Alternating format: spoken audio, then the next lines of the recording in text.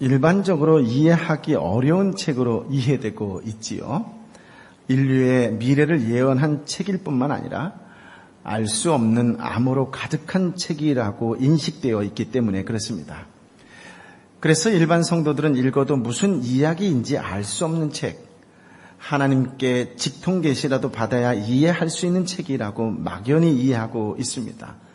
그러나 그렇지 않습니다.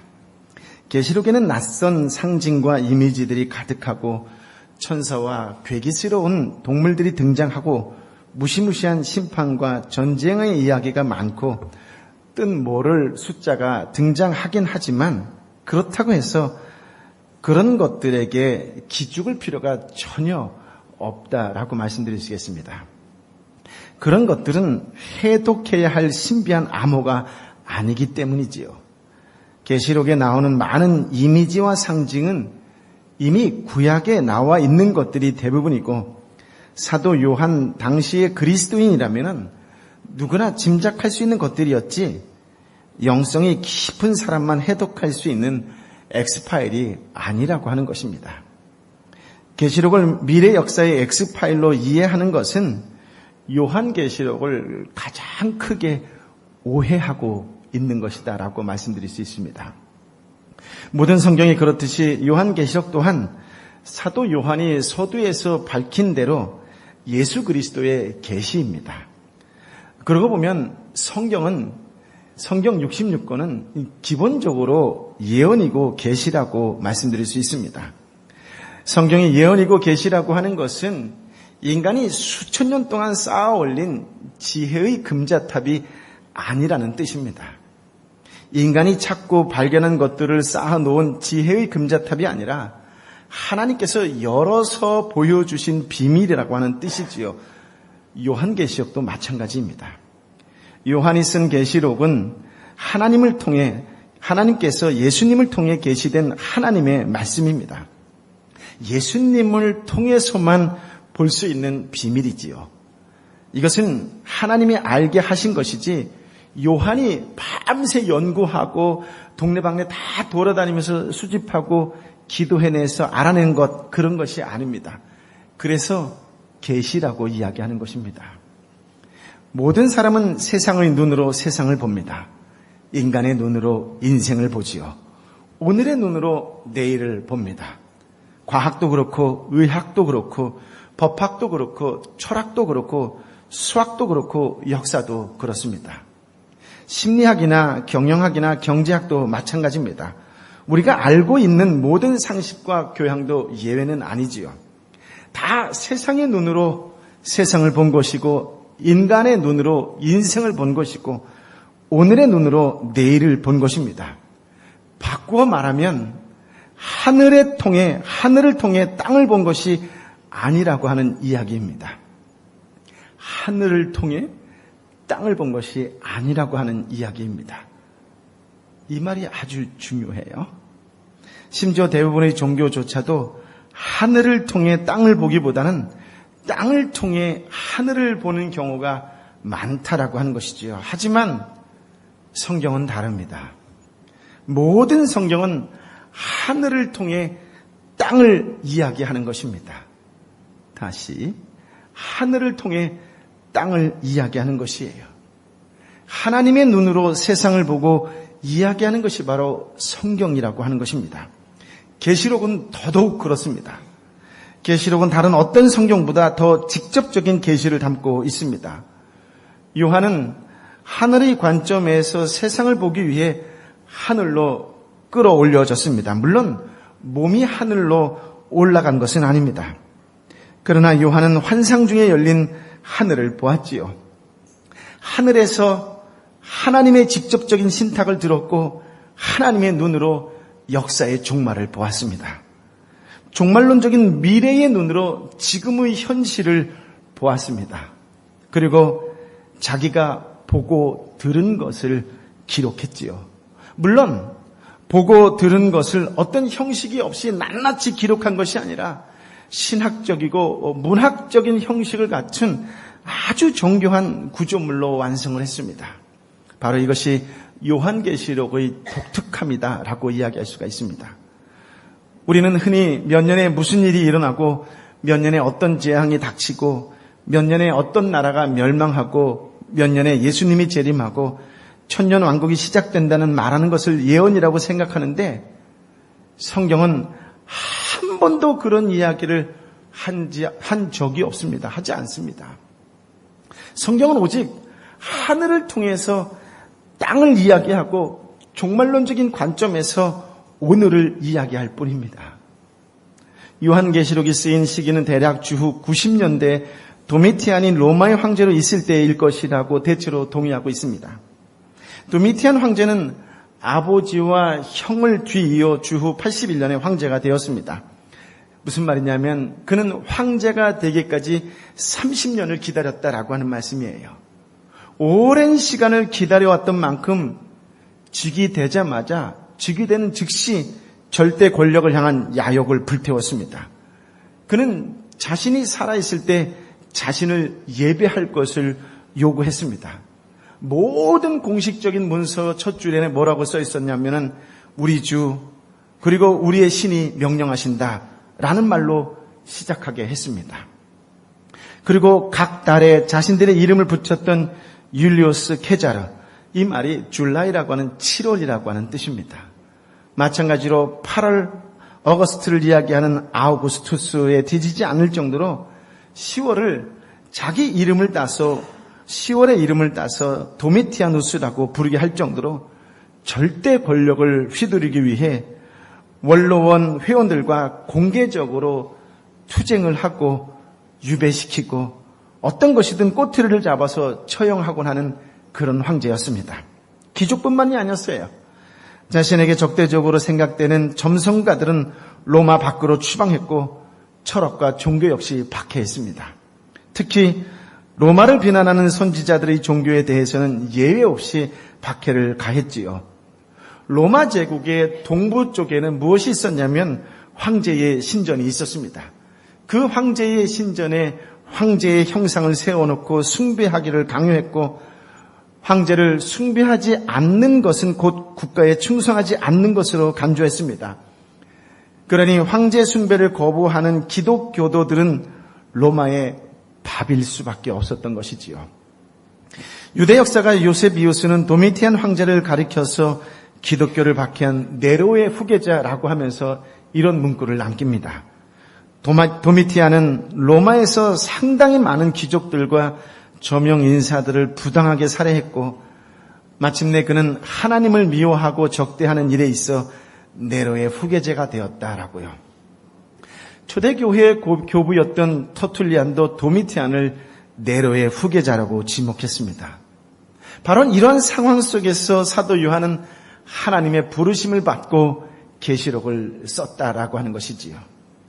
그때 아시아의 교회들은 주요 도시에 상당히 정착했지만 네로 황제 때부터 시작된 박해에 계속 시달려야 했습니다.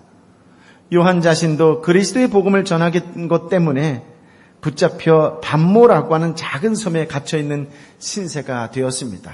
그는 계시록 1장 9절의 말씀을 통하여 자신의 형편에 대해서 이렇게 표현을 합니다. 여러분의 형제이며 예수 안에서 환난과 나라와 인내를 함께 나누는 사람인 나 요한은 하나님의 말씀과 예수의 증언 때문에 반모섬에 있었습니다. 그렇습니다. 요한뿐만 아니라 많은 그리스도인들이 예수님이 당한 환난을 당하고 있었다라고 하는 말씀이지요.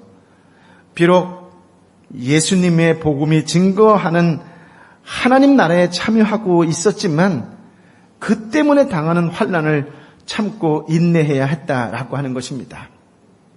그때 그리스도인들에게 가장 큰 영적 도전이 무엇이었을까요?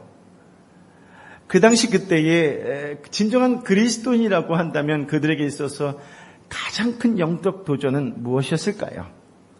로마 치하의 그리스도인에게 가장 큰 시험이 무엇이었을까요? 그것은 누가 세상의 진정한 주인인가 하는 문제였던 것입니다. 한번 따라해 보시겠습니까? 누가 세상의 진정한 주인인가? 그리스도인에게 있어서 하루에 12번도 넘게 스스로 고백해야 될 것이 있다면 그것은 누가 내 삶의 주인인가? 라고 하는 질문이에요.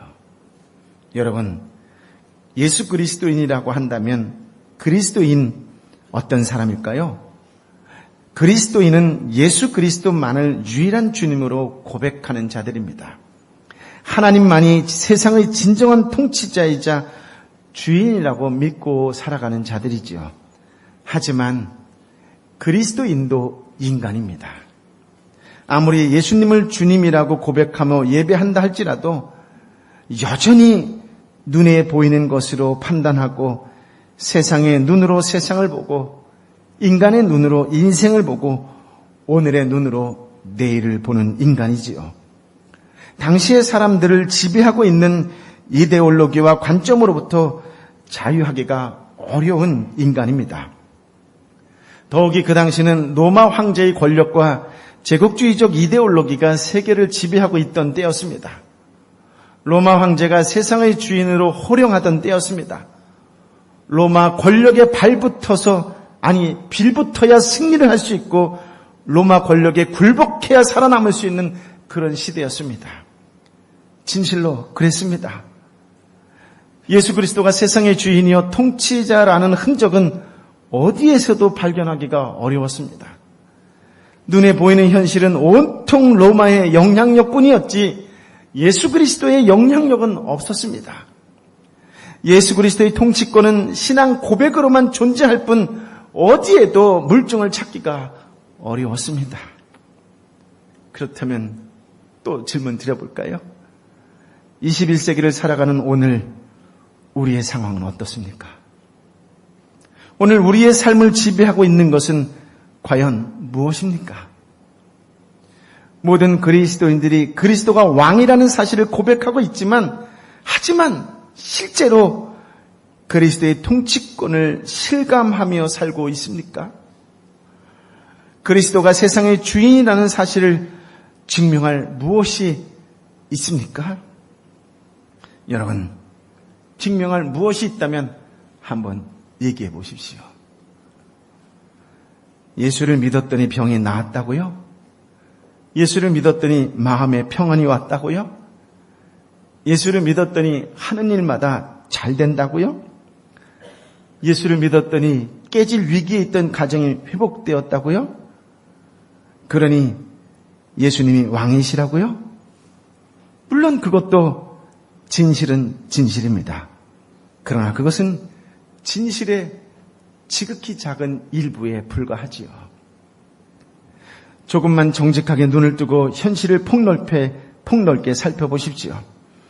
깨질 위기에 처한 가정이 회복된 것도 사실이지만 여전히 깨질 위기가 상존하는 것도 사실입니다. 병이 나은 것도 사실이지만 여전히 어떤 질병에 무너질지 모르는 잠재적 위기 속에서 살고 있는 것 또한 사실입니다.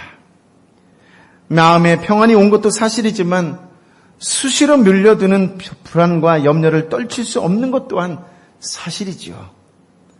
하는 일마다 잘 되기도 하지만 하는 일이 실패할 가능성이 항상 열려있는 것 또한 사실입니다.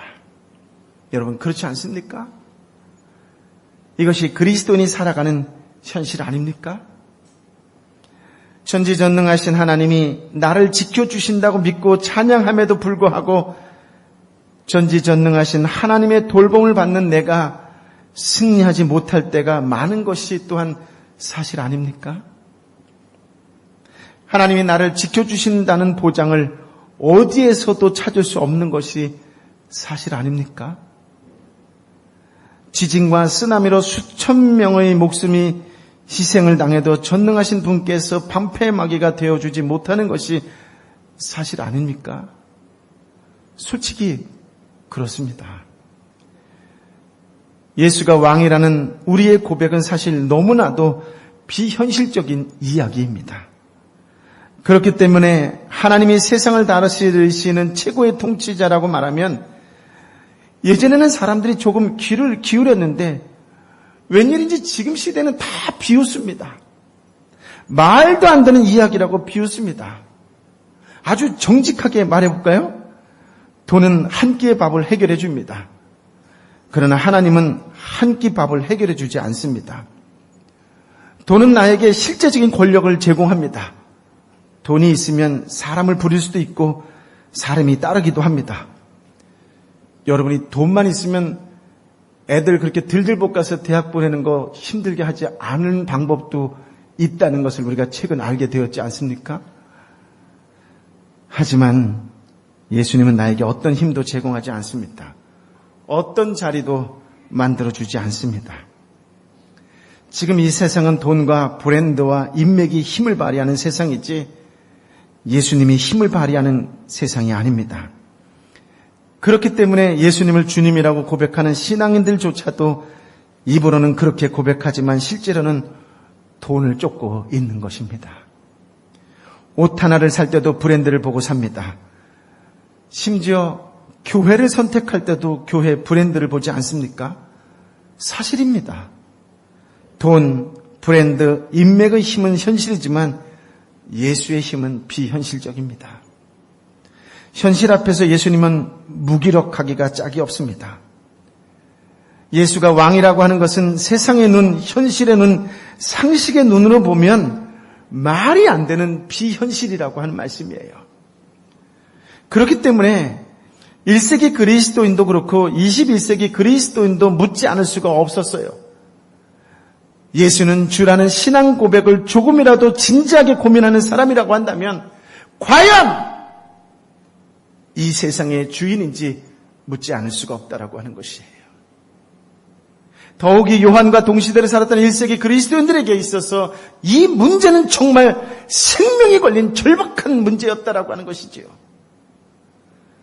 예수를 왕이라고 고백하면 죽을 수도 있는 현실 앞에서 그들은 정말 깊이 고민하지 않을 수가 없었을 것입니다. 아마도 날마다 수시로 무시로 속으로 묻고 또 물었을 것입니다. 예수여, 우리의 믿음대로 당신은 진정 왕이십니까? 당신은 진정 세상의 통치자이십니까? 그들은 묻고 또 물었을 것입니다. 그리고 그 물음 앞에서 믿음이 흔들리는 자들이 있었을 것입니다. 그리스도가 왕이라는 사실을 더 이상 신뢰할 수 없다고 생각하고 회의에 빠진 자들도 있었을 것입니다. 사실 누가 이 세상을 다스리는 진정한 왕이냐 하라고 하는 물음은 1세기 그리스도인들뿐만 아니라 모든 시대의 그리스도인들에게 피할 수 없는 물음이라고 하는 것이에요. 1세기 그리스도인들에게 그리스도냐 로마냐 라고 하는 질문이었다라고 한다면 21세기를 살아가는 저와 여러분에게는 그리스도냐 돈이냐 라고 하는 질문입니다. 여러분은 이 질문에서 자유로우실 수 있으시겠어요? 주일 예배냐? 자격증 따라가야 되느냐? 주일 예배냐? 학교를 보낼 것이냐? 주일 예배냐? 출근할 것이냐? 주일 예배냐? 장사를 할 것이냐? 예수냐? 돈이냐라고 하는 질문 앞에 그 누가 자유로울 수가 있겠냐라고 하는 것이에요. 이 물음은 모든 그리스도인이 물어야 할 가장 근본적인 물음이고 가장 현실적인 물음입니다. 그리고 요한계시록은 바로 이 물음에 관해 이야기하는 책이라고 하는 것이에요. 이 물음에 대하여 가장 효과적인 해답을 제시하는 책, 이름하여 요한계시록이라고 하는 말씀입니다. 계시록이 제시하는 해법은 바울처럼 논리적이거나 교리적이지 않습니다. 요한은 청중을 논리적으로 설득하지 않아요. 논리를 뛰어넘는 직관과 상상력을 동원하는 방식으로 해법을 제시하고 있습니다.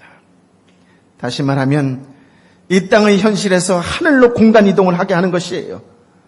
눈앞의 현재에서 종말론적 미래로 시간을 이동하게 합니다. 이렇게 공간 이동과 시간 이동을 해서 하늘에서 눈앞의 현실을 보게 하고 종말론적인 미래에서 오늘을 보게 한다라고 하는 것입니다. 하나님이 욥을 데리고 우주적인 창조의 비밀을 보게 한 것처럼 하나님은 요한에게 하늘에서 땅을 보게 했고 역사의 종말을 보게 했다라고 하는 것이에요. 그리고 본 것을 증언하게 했습니다. 그게 전부입니다. 논쟁하거나 설득하지 않고 본 것을 말하게 했습니다. 왜 그랬을까요? 왜 그랬을까요? 세상 안에서, 역사 안에서 아무리 논쟁을 해봐도 누가 이 세상을 다스리는 진정한 주인인지를 판단할 수가 없기 때문에 그렇습니다. 하루살이들이 모여서 봄, 여름, 가을, 겨울을 논해봐야 무슨 소용이 있겠습니까? 기껏해야 2주일 정도 사는 게 전부인데 그 하루살이들이 무슨 수로 사계절을 알 수 있겠습니까? 절대 알 수 없습니다. 마찬가지입니다. 세상과 역사의 눈으로는 누가 세상의 진정한 통치자인지 알 수가 없어요. 종말까지 가봐야 판가름 나는 일을 무슨 수로 알 수 있겠습니까? 앞에서도 언급했지만 모든 사람은 이미 세상의 눈으로 세상을 보는데 길들여져 있습니다. 인간의 눈으로 인생을 보고 오늘의 눈으로 내일을 보는데 길들여져 있습니다. 과학, 의학, 법학, 철학, 수학, 역사, 심리학, 경영학, 경제학, 도덕, 전통, 상식을 통해서 매우 뿌리 깊게 길들여져 있다라고 하는 것이에요. 그렇기 때문에 아무리 성경을 읽고 예배를 드리고 기도를 해도 하늘을 통해 땅을 보고 종말로 준 시각으로 현재를 본다는 것은 결코 쉬운 일이 아니라고 하는 것입니다. 사실은 설교조차도 하늘을 통해 땅을 보고 하늘의 눈으로 땅을 이야기하는 경우가 드뭅니다. 사실이에요. 하늘을 통해 땅을 보고 하늘의 눈으로 땅을 이야기한다는 것은 정말 어려운 일입니다. 아니, 어쩌면 불가능하다고 할 수 있습니다. 그래서 하나님께서 계시하신 것입니다. 그래서 하나님께서 열어서 보여주신 것이다 라고 하는 말씀이에요. 요한은 하나님의 계시를 힘입어서 하늘에서 땅을 보았습니다. 종말론적인 관점에서 역사를 보았습니다. 그렇기 때문에 요한은 더 이상 세상을 통해서 세상을 말하지 않았습니다. 역사의 눈으로 역사를 말하지 않았습니다. 요한은 1세기 그리스도인들을 매우 낯선 곳으로 초대합니다. 눈에 보이는 현실 너머로 인간과 세상 나라들의 역사 너머로 초대합니다. 그리고 거기서 눈앞의 현실을 보게 하지요. 로마의 통치권이 지배하는 눈앞의 현실을 보게 합니다. 머지않아 그들의 통치권이 무너지는 것을 보게 합니다. 예수 그리스도의 궁극적인 승리를 보게 합니다. 그렇게 함으로써 로마의 통치자가 진정한 통치자가 아니라고 하는 것을 증거하는 것이지요. 오직 예수님이 진정한 승리자이심을 증거합니다. 이것을 보고 들은 어린아이들은 와! 하고 기뻐하고 환호성을 지를 수 있었던 것이에요. 그러면서 마지막 승리의 날까지 흔들리지 말고 믿음으로 견디라라고 말하는 것이지요. 현재의 약함에 넘어지지 말라고 말하는 것이에요. 바로 이것이 요한계시록이 말하고 있는 핵심 주제입니다. 어떻게 하시겠습니까?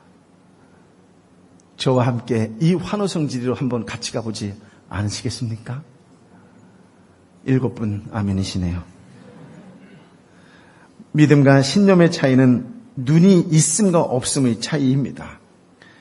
그리고 눈에 보이지 않는 하나님의 현실 때문에 눈앞의 현실을 넘어서는 것, 눈앞의 현실을 참아내는 것, 그것을 일컬어 믿음의 능력이라고 이야기하는 것이에요.